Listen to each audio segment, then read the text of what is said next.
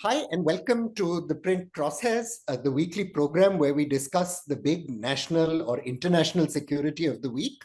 I'm speaking on a day when Hamas has launched attacks across the border into Israel, rocket attacks ongoing, terrible fighting and images coming out. Glad to be joined by Dr. Kivraj Jangid, Associate Professor at Jindal's University Center for Israel Studies, now in Israel as a visiting professor at the Ben Gurion University, as well as my colleague Pia Krishnan Kutty, who's covered Israel for many years. Dr.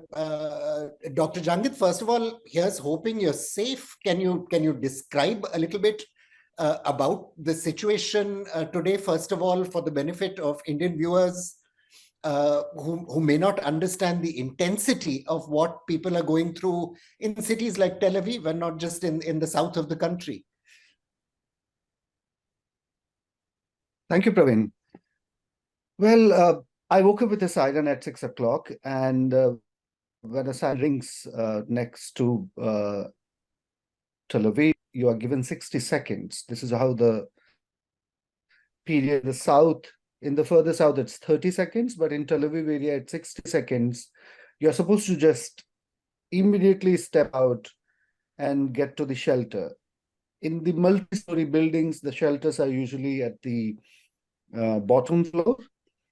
And all of the residents, maybe 10 apartments, 6 apartments, they quickly assemble. So this is what I have been doing since 6 o'clock, more than 10 times. This not been a surprising part of the life, because I have lived the last 2.5 years doing my work at the Ben Gurion University, which is actually in the Beersheba city, which is just next to Gaza.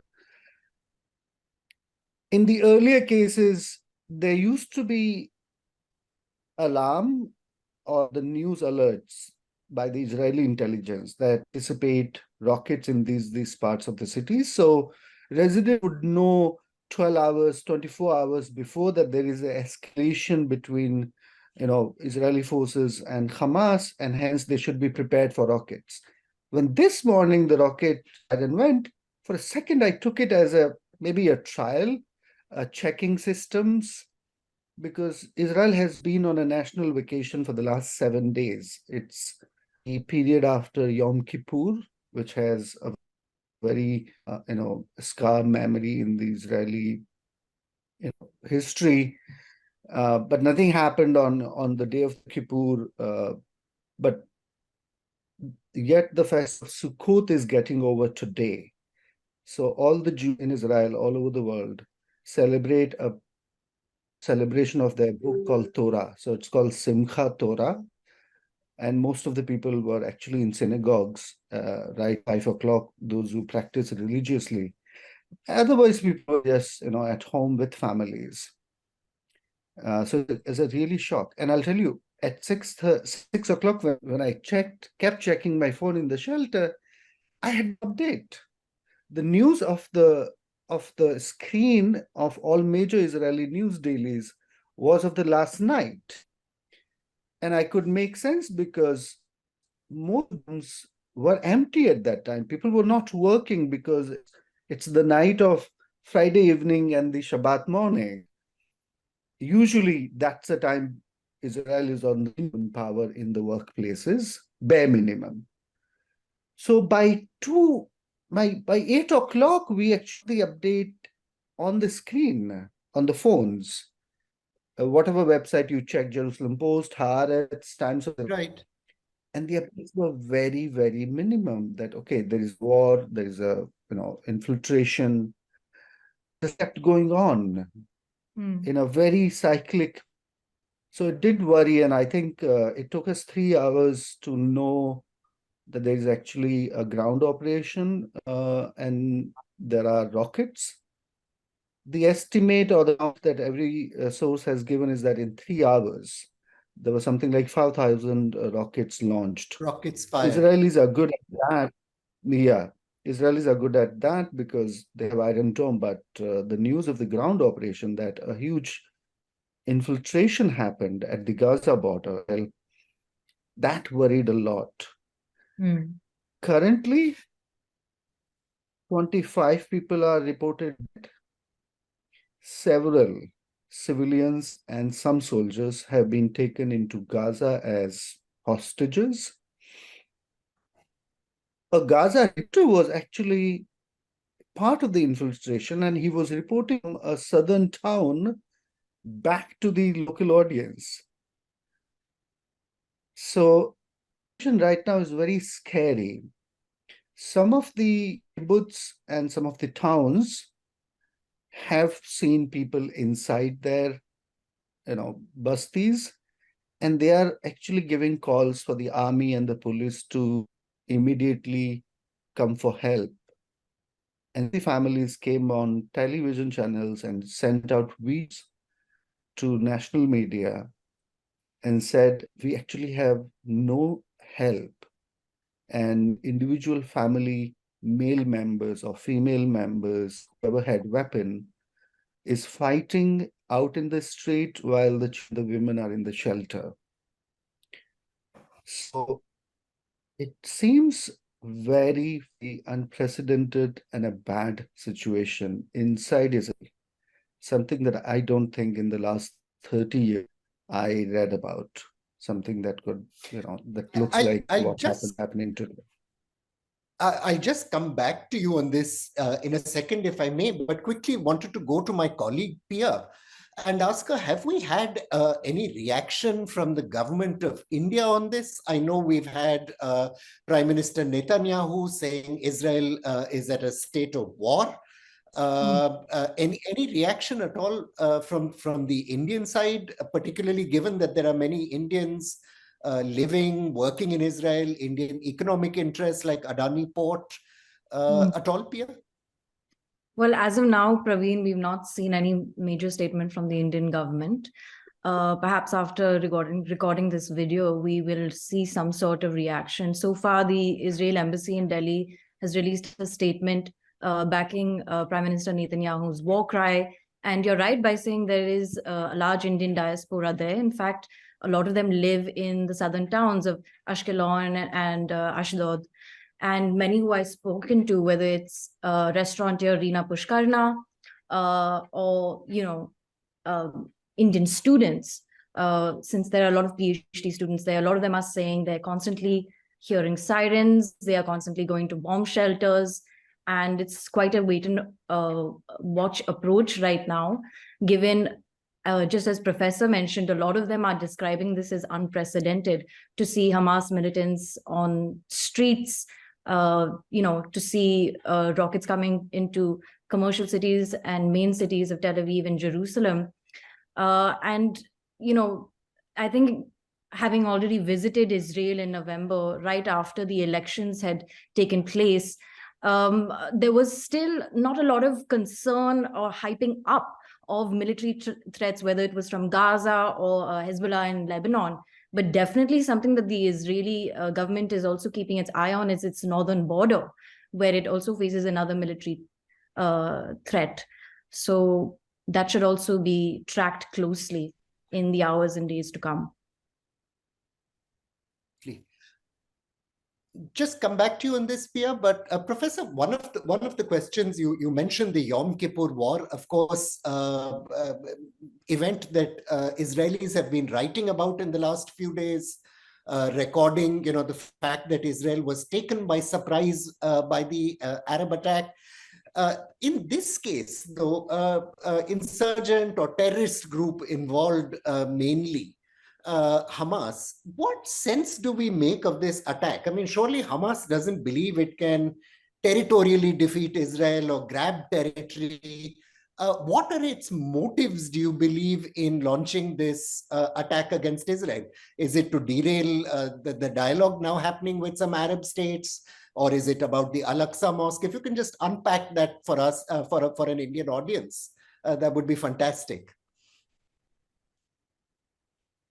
Well, yes, there are certainly very interesting motives easily guess here. First of all, the Saudi and Israeli normalization has been on a very, very rapid and a very prompt note for the last 1 month. So much and so that Abu Mazen, Mahmoud Abbas, he has been to Saudi Arabia. He has publicly said Fatah supports Saudi and Israeli normalization, provided it secures the two-state solution. It supports the Palestinian rights in the East Jerusalem, and it supports generally the Palestinian cause. I was actually supposed to speak tomorrow in a conference. European Association for Israel Studies is hosting its annual conference at the University of Ben Gurion. Our first opening day was in the kibbutz called Sde, which is just next to Dimona and Eilat area in the heart of the south. We were supposed to be gathering tomorrow there, like 500 people. Everything is cancelled because Israel has officially declared a state of emergency in 75% of Israel, which is the whole of central and the south. Interestingly, in a month when Saudi peace normalization was talked and Mahmoud Abbas has support of it, Hamas and Islamic Jihad were actually expected to say something. In the last Oslo peace process, they called Arafat and Fatah traitors, talking to Zionists or making peace with Israel. And everybody was anticipating how would they now take a position. Mahmoud Abbas has taken a position in favor of the normalization. Just 2 days back, Islamic Jihad, for the first time, publicly came out and said any Arab state that normalizes relations with Israel, particularly Saudi Arabia, is not an Arab state, meaning there are no good Arabs. Zionists should be fought and be talked to. And I was personally surprised because it was the first public position that came from Gaza on the ongoing peace efforts. So I personally think this is certainly to derail and create a chaos that can actually just put aside everything that Saudi and United States have been working with. But another way is this: such an operation of this magnitude, as well as of this preparation, could not have happened just a month. Officially, Hamas and Islamic Jihad have operated on the sea, on the land, and in the air. So it's a three-dimensional attack on Israel.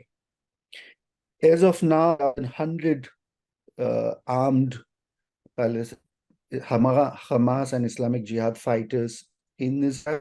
There are more than 10 locations where Israeli army is engaging with them, and these are fully habitated towns of Israel with full population, regular life. So there is actually war-like situation on the ground. As reported, they are taking hostages, which is always a strategy to then bargain with Israel.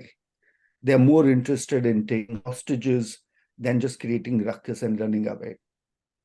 Took a dead body of an Israeli soldier. It was, kicked. On video was released just to give a very scary picture of what could happen to any civilian and any soldier getting caught by these armed people.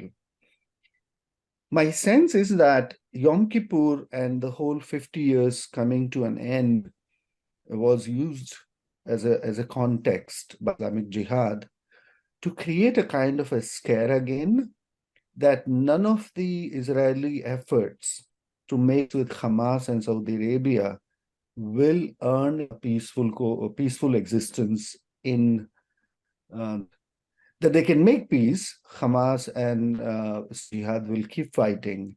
And if they can carry out an operation like this, either be asked to join and given some pie of cake, that, okay, we also give you space on the negotiating table.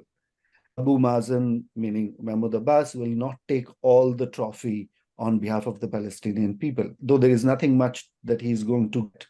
Fundamentally, Palestinian cause is actually not a primary element of negotiations between Saudis or Israelis or the Americans. Right. Saudis are doing a very small ceremonial part for the Palestinians, just to stop, let's say, annexation of bank, which is in a way already a given in the Abrahamic Accords by the Israelis. So Israelis have to do that promise once again. The ground realities are changing constantly. So I think in terms of motives, I see two. A, to create a scare for the Israel, that no amount of peace with Saudi Arabia would mean a peaceful life for the Israelis. B, to scare Abu Mazen and Saudi Arabia that no matter you have the power and the prestige to sit on the negotiation table, we will not be the negligible ones. We will make enough noise and chaos that you will have to talk to us as well. So in order to be relevant, this show. Pia, it's a fight for when relevance. You visited Israel recently. One of the things you had reported on was a very politically fraught, divided society. And one of the critical elements of that division was over the Palestinian issue. In a way, you had discussed it, you'd written about it. And you'd said, the figure of Netanyahu was very polarizing. Subsequent to your return, these large-scale protests had broken out against the government. Do you think it's possible Hamas also is trying to capitalize on these divisions within Israeli society as well and introduce another sort of element? Or will this unite Israelis? I'd be curious for your sense as a recent visitor, Pia. Well, definitely when I visited, the mood on the ground was Bibi or no Bibi. And although Bibi won, he was very much in a coalition where his party, the Likud party, did not have the numbers compared to the other sort of far-right groups that were part of that coalition. So for the first time, a lot of political analysts were saying that Netanyahu almost had to cower to far-right groups to make this coalition and this government. You're right, we later saw a lot of protests and anger on streets against the judicial reforms. Netanyahu did a U-turn, revoked the reforms, and then the government has been trying to reinstall them. We've also seen that in that episode, US President Joe Biden had also issued statements about these protests and the proposed judicial reforms, calling for calm in Israel. And that led a lot of analysts to also question the Israel-US alliance as well, since they are very traditional allies. And it could be quite possible that Hamas is striking at a time when the country has seen a lot of political and domestic turmoil. But I also wanted to add something that you had asked me earlier about the Indian government statement. The Ministry of External Affairs, just as we've been speaking, has issued a travel advisory and also an advisory to all of Indian nationals present in Israel to remain vigilant and observe safety protocols. So clearly, even New Delhi is keeping a close eye on this.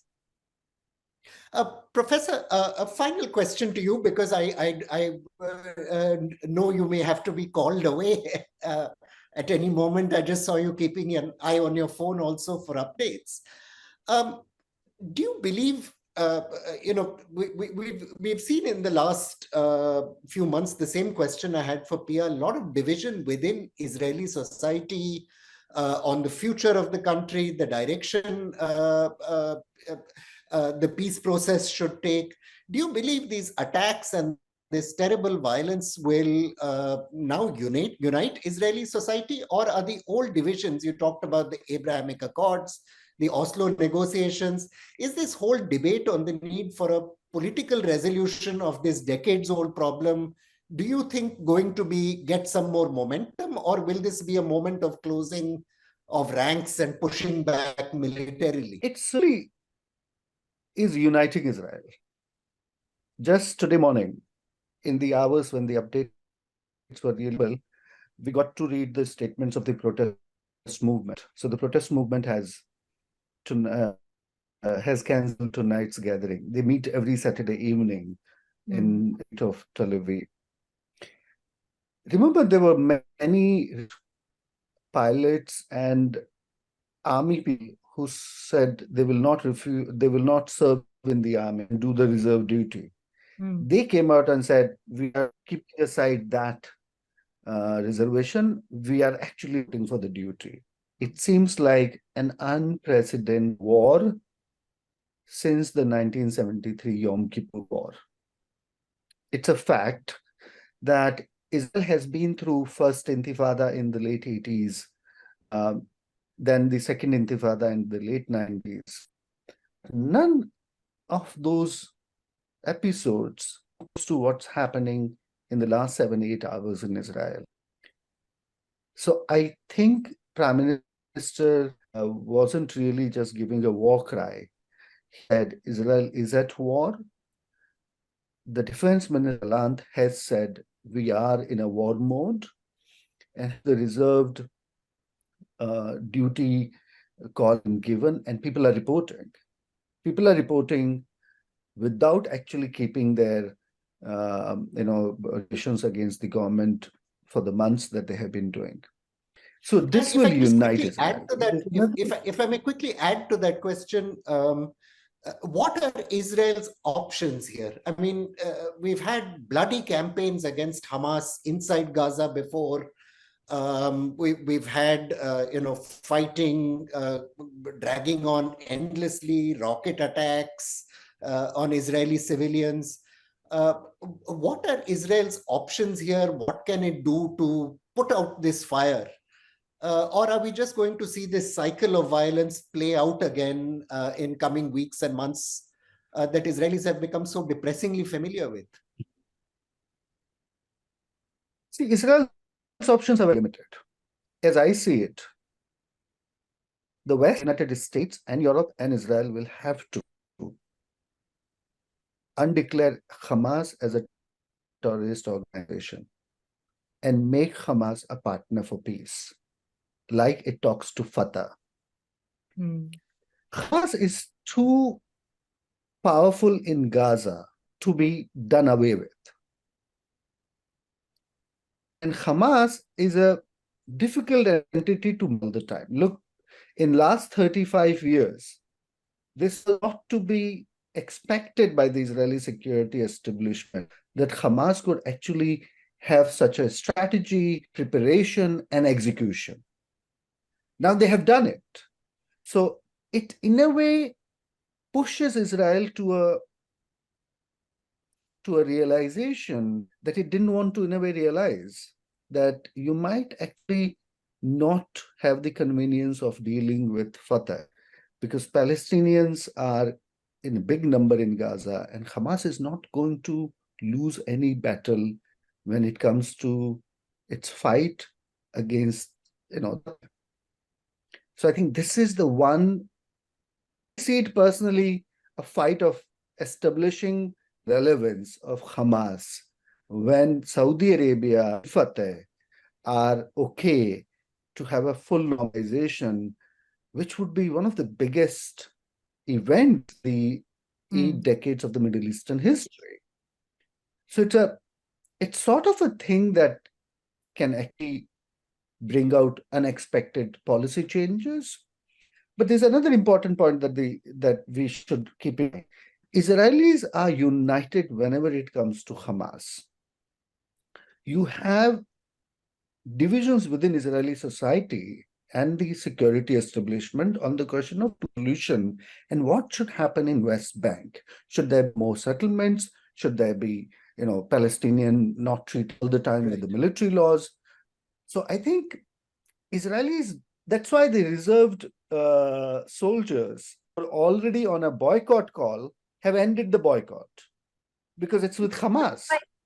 Professor, if I may just follow up on that, sorry to interrupt you. You have spoken about a lot of people feeling united amid this chaos. But I'm also seeing a lot of questioning from the Israeli public on whether this is a security failure. that, huge numbers of Hamas militants were able to infiltrate Israel? That's also a question that keeps coming up. This is absolutely the security. And it actually surprises me. If you read the statements of Defense Minister for the last 3 months, he has been fighting within his party and within his to reach to a consensus on the judicial reform. He thinks that the internal divisions have become too violent and society is getting really torn apart. And he said again and again to international media as well as to the Israeli media and criticizing his own prime minister, that what you are really letting happen cashed by external enemies. Now, everybody actually very faithful about Gallant and the fact that he's really talking sense and he's really on the right side of matters. I'm personally surprised that he missed it. I really don't understand, because he is the one who exactly said this in the last 3 months. But maybe what happened to him, that more than time with his army chiefs, he spent time negotiating in the Knesset. When the defense minister becomes a political mediator, it's true, you have a limited hours in a day, right? And what you're doing, you're actually running between the ministers who are more extremist, and you're trying to create the moderates. Then you travel to, then you try to say, no, we are not falling apart. Then his meeting reserved and say, no, army is with you. You don't need to really abandon us. If you really look what and what he did in terms of his every week meetings, I think he knew and he lost it. That's such a pity, because they actually briefed and he didn't get enough time and support from the Prime Minister and the government. So I think who will resign after this debate, I don't know. But Gallant is very, very, very serious position. He was talking about it and he could have it. Professor, thank you for that fantastic analysis. Thank you, Pia. I know it's a busy day for you, but thank you also for making the time. We hope to be coming back to you in coming days. And our thoughts will be with you and your loved ones and your colleagues. We hope you're all remain safe in coming days. A fascinating sort of turning point maybe in Israeli and in Middle Eastern politics. One thing I'd just like to tell our viewers that, the professor was telling us about the 1973 Yom Kippur War. After that war, unlike many other countries, Israel had very high standards of accountability, appointed a judicial inquiry, which led to the resignations and removals of many high officials. And I'm sure this time around also there will be a lot of careful examination in Israel of what went wrong, why it went wrong, how it went wrong. And that will be fascinating to watch in days and months as this story proceeds. Thank you again. And thank you, Pia, for making the time. Look forward to speaking to you again.